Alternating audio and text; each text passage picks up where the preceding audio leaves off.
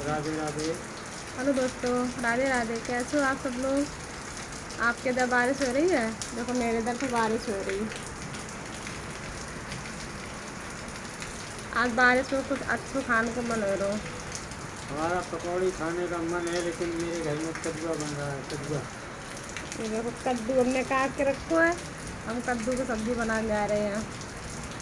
और ये इधर प्याज वाली भुइयाँ। और इन्हें सुबह खाने में पकौड़ी। बताओ क्या बना? अब कद्दुआ और पूड़ी बना लो, ना बनाओ पकौड़ी। कद्दुआ और पूड़ी। हाँ। आप लोगों को खाने हो तो आप लोग आ जाओ।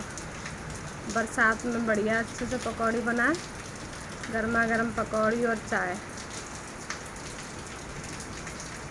बाय।